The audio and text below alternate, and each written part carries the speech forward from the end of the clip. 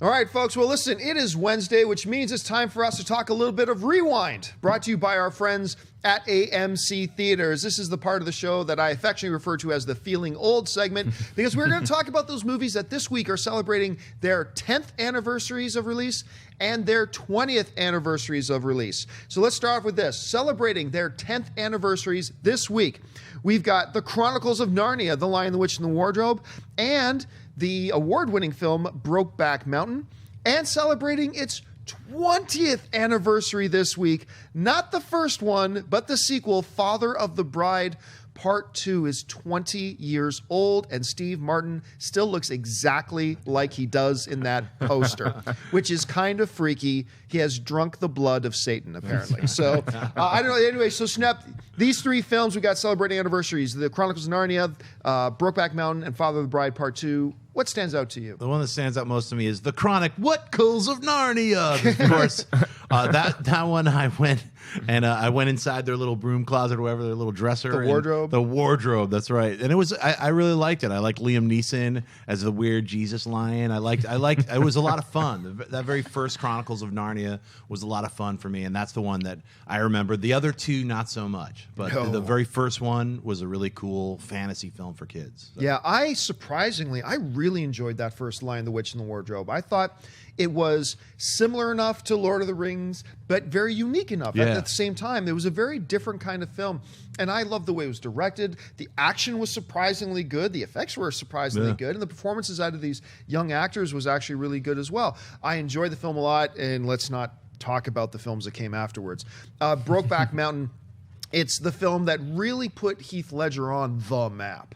I mean, everybody who was a respectable, serviceable, solid Hollywood performer. He had a lot of films under his belt. But it's when he did Brokeback Mountain that everybody went, oh, wait a minute.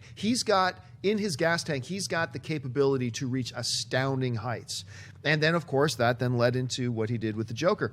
And I love Father of the Bride, too. I don't care what anybody says. I love that movie. I still laugh at it whenever I watch it. So, like, all three of these films stand out to me. What about you, Mark? I mean, anytime you got Steve Martin and Martin Short in the same movie, I'm going to love it, regardless of the quality of the film. And yeah, I like Father of the Bride, too. Brokeback Mountain's one that stands out for me because I still haven't seen the movie yet. I know I said I would a couple months ago. I'm working on it, guys. I'm busy. I'm going to see Brokeback Mountain very soon. But when that movie came out, I was a young comic in a lot of comedy clubs, a lot of open mics, a lot of bar shows, and a lot of people just kept making Brokeback Mountain jokes, and it got so just hacky and just say, oh, this is a gay cowboy movie coming out. Man, that's crazy, huh? I just hated seeing the comedy that was based on Brokeback Mountain, but Brokeback Mountain itself got so much. It was great to see a movie like that come out and get recognized by the Academy for what an achievement it was, and Gyllenhaal and Heath Ledger, from all accounts, were great in it. Ashley, have you seen any of these I films? have. Which one stand out to you? I really love this segment usually because it makes me remember how much younger I am than you guys. But today I feel old. Chronicles of Narnia and Brokeback Mountain, 10 years old. Yeah. Wow, I'm feeling old with you guys today. You know, Ashley, 33 isn't that much younger than me. I am not 33. There's nothing wrong with that.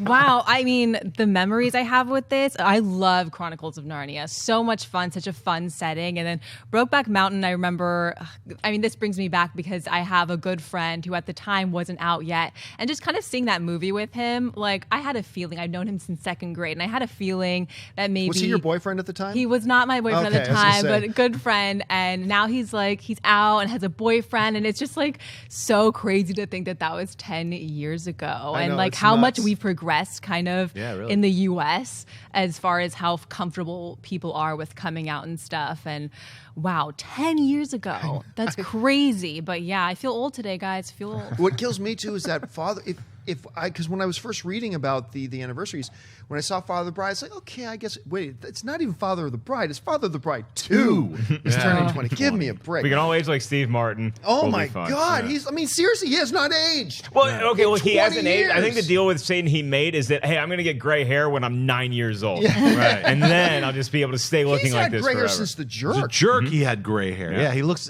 just a little bit older than he was in The Jerk. Yeah. So. It's funny because one of my all-time favorite comedies is Dirty Rotten Scoundrels. And Same it's here. funny, because that's like Love that 20 movie. plus years Yeah. old, and he's got pure white hair, and he's the young guy Yeah. in the movie. Pure white hair. It's kind of crazy. Hey guys, if you like this clip, click here to watch the entire episode. Also, make sure you subscribe to our YouTube channel because it'll help you stay up to date with all the stuff we've got going on here at Collider.